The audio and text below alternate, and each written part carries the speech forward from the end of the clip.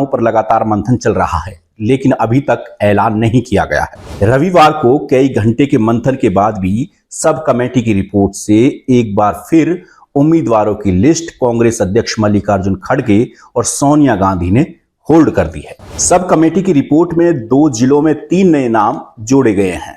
सोनीपत से Padam Singh Dahiya, retired IAS अधिकारी चंद्र प्रकाश और हिसार से पूर्व विधायक रामनिवास घोड़ेला का नाम सब कमेटी ने सुझाया है।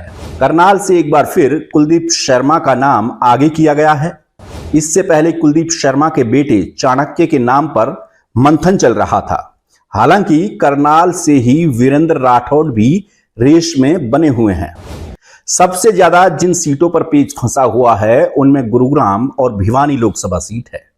गुरुग्राम में राज बब्बर का नाम आगे किया गया था, लेकिन लालू प्रसाद यादव ने अपने समधी यानी कैप्टन अजय यादव के नाम की वकालत कांग्रेस हाईकमान से की है, जिसके बाद कैप्टन साहब एक बार फिर रेस में सबसे आगे हैं।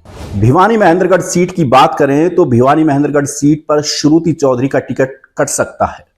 यहां से किरण चौधरी को चुनाव लड़ाने की भी चर्चा सियासी गलियारों में चल रही थी, लेकिन बताया जा रहा है कि किरण चौधरी ने चुनाव लड़ने से मना कर दिया है और वो अपनी बेटी श्रुति चौधरी को टिकट दिए जाने की पैरवी कर रही हैं। और इसको लेकर के 2 दिन पहले किरण चौधरी ने सोनिया गांधी से मुलाकात भी की थी दिल्ली में, जबकि हुड्डा गुट राव दान सिंह को टिकट दिलाना चाहता है। इसके बाद अगर फरीदाबाद लोकसभा की बात करें तो फरीदाबाद लोकसभा सीट पर पूर्व मंत्री और कद्दावर नेता करण सिंह दलाल का नाम सबसे आगे चल रहा है। दूसरी ओर महेंद्र प्रताप सिंह भी दौड़ में शामिल हैं। फिलहाल कमेटी ने अपनी रिपोर्ट सब कमेटी को सौंप दी है। ऐसे में नामों पर अंतिम फैसला भी हाईकमान को ही करना है। अब देखना है कि पार्टी कब तक टिकटों का ऐलान कर सकती है, लेकिन इतना जरूर है, वेट एंड वॉच की स्थिति में लगातार जो कांग्रेस के कार्यकर्ता हैं हरियाणा के अंदर, उनके अंदर भी ऊहापोह की स्थिति चल रही है कि कब टिकट जारी होगी, क्योंकि अब चुनाव में बहुत ज्यादा वक्त नहीं बचा है। तो ऐसे में जितनी जल्दी अब कांग्रेस हाईकमान की तरफ से हरियाणा में टिकट जारी कर दिया जाता है तो वो पार्टी के लिए हित में भी होगा और कार्यकर्ताओं के हित में भी होगा, नेताओं के हित में भी होगा, उम्मीदवारों के हित में भी होगा। लेकिन जितनी देरी हो रही है उससे कांग्रेस को नुकसान उठाना पड़ सकता है, क्योंकि बीजेपी पहले ही हरियाणा में अपने उम्मीदवार उतार चुकी है सभी सीटों पर। हिसार सीट पर बीजेपी प्रत्याशियों का विरोध चाहे बेशक हो रहा है 2-3 जगह, कम से कम उस विरोध को दबाने की कोशिश बीजेपी की तरफ से की जा रही है और बीजेपी कार्यकर्ताओं में लगातार जोश भी भरा जा रहा है कि वो लोगों को अपने साथ जोड़ें और आने वाले चुनाव में बीजेपी को वो वोट करें।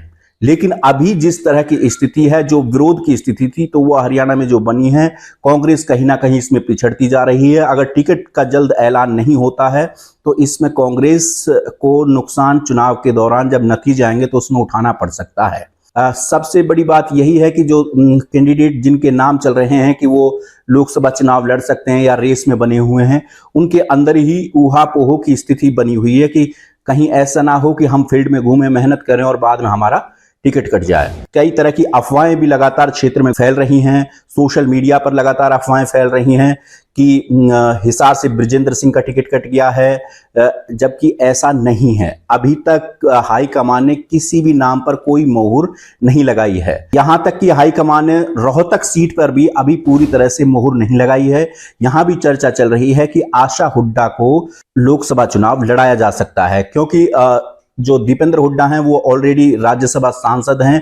अगर वो लोकसभा चुनाव लड़ते हैं, अगर वो जीत जाते हैं तो उसके बाद राज्यसभा की जो सीट है वो खतरे में पड़ सकती है, और अगर राज्यसभा की सीट खतरे में पड़ जाएगी तो इसका फायदा बीजेपी को हो सकता है। तो ऐसे में अभी किसी भी सीट पर कोई फाइनल नतीजा नहीं हुआ है। इतना जरूर है, जो हमें सूत्रों के हवाले से खबर जो हमें मिली है वो यही है कि आज कल में टिकटों की घोषणा निश्चित तौर पर हाईकमान कर देगा। फिलहाल इस वीडियो में इतना ही। नमस्कार।